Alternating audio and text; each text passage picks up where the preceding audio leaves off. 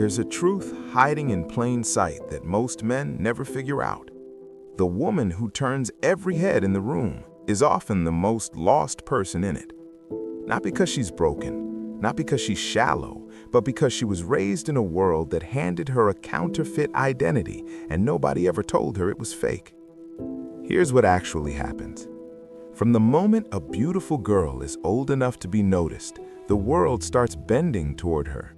Teachers are more patient, strangers are more generous, mistakes get forgiven before she even asks, and her young, developing brain absorbs that pattern silently, drawing a conclusion that will shape the next 2 decades of her life. Who I am matters less than how people respond to me. That's not vanity, that's conditioning. Psychologists refer to this as an externally anchored identity, a sense of self that doesn't live inside you, but in the mirror of other people's reactions. It's fragile by design, because the moment those reactions shift, the foundation shifts with it. And here's where it gets neurological.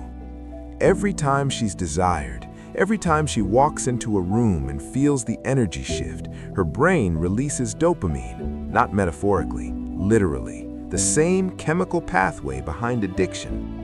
Over years, that level of stimulation doesn't feel like a reward anymore. It feels like air. It becomes the baseline she needs just to feel normal. So when real life arrives, when attention becomes inconsistent, when a relationship requires depth over desire, her nervous system doesn't read that as peace. It reads it as danger.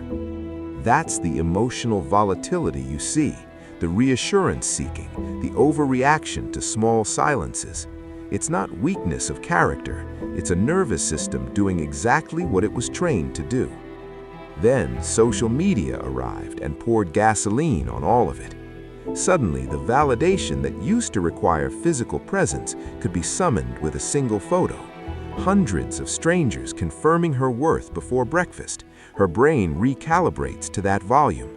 And when she steps back into real life, real connection, real intimacy, real quietness, it doesn't feel grounding, it feels like deprivation. Normal starts to feel like nothing. This is the mistake most men make. They see the beauty and assume it comes packaged with confidence, with groundedness, with strength. But beauty is genetics. It has nothing to do with emotional architecture.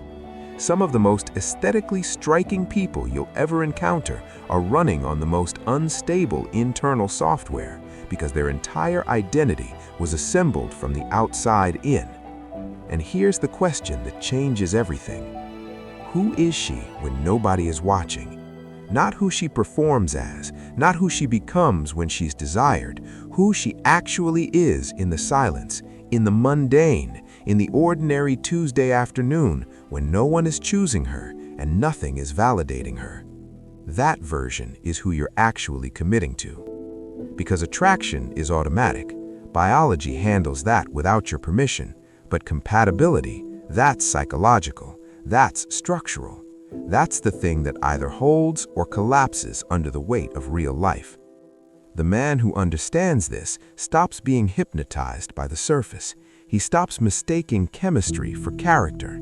He stops pursuing women who need his attention to feel whole because he understands that you cannot be someone's foundation if they've never learned to stand on their own. He doesn't chase the most beautiful woman in the room. He looks for the most grounded one.